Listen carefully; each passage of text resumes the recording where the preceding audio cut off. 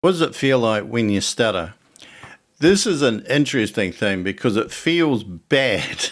It feels bad mentally and physically. So there's a few things that are going on. The act of stuttering is frustration. There's tension going on physically, so that's one of the things. The more tension, the more you try. The more you try, the greater the tension, even more. So you almost have to do the opposite of what you think you should have to do. However, that's the repetition. It will come out eventually, but sometimes the look on people's face is the biggest thing around stuttering. Some people look really confused. Some people start to smirk or smile. Some people feel really uncomfortable. I had one person one time who was serving in a shop and actually ran out the back of the shop and then came in giggling. I think she was giggling. But she didn't know how to handle it at all. And years ago, when I used to block, which is where you just completely close off, and that's even worse because you feel like almost at the time you're blocking, you can't breathe. So you're trying to speak on a vacuum. There's no air to push out, but you're trying to push out air, and everything in there kind of closes over. And I can remember years ago, there was some show where they're saying that some part of your throat closes over, and if you're ever in water, that closes over to protect you from drowning. Obviously not 100% foolproof there. But I don't know if that's the part, or I don't know if it's the larynx. I was reading up a little bit before, and apparently it could be the glottis. But it's either the larynx or the glottis or both. It closes over, and that feels really uncomfortable, and that must be really, really noticeable if you're watching it. So there's a lot of things going on. I used to explain sometimes when people used to ask me, oh, what's it like stuttering? I said, it's like sticking your finger in a power socket. And yeah, so this is why, because there's both the physical and the psychological or mental discomfort that a lot of people who stutter try to avoid stuttering. That's part of the thing. But there's so many things. There's people who have tics. I don't know that they know them. I have a quivering lip sometimes, which Dave McGuire pointed out to me. I didn't even know that I had it. I saw it on a video that I was doing where the stutter must have been very, very minor. In fact, I don't even know that I stuttered, but I could see a little quivering lip on a video. So that was interesting.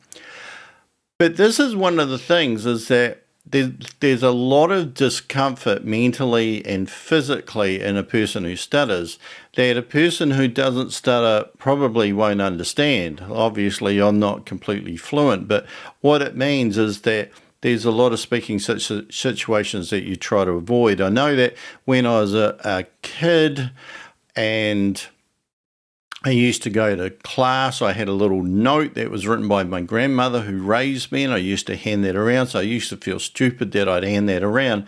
But the humiliation that I used to feel internally about giving that to my teachers so that they didn't ask me any questions in class was in my head less than the humiliation I would have felt if I'd stood up and stuttered.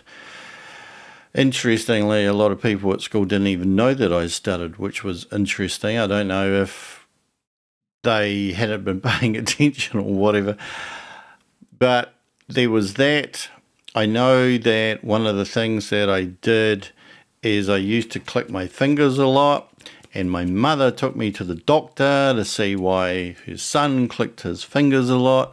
And apparently, according to the doctor, that I must have been subconsciously trying to distract my listener away from my stutter by drawing their attention to some stupid act like trying to click my fingers, which was involuntary, just happened all the time. And then at some stage, went on for quite a while, went on for maybe at least a couple of years, probably longer.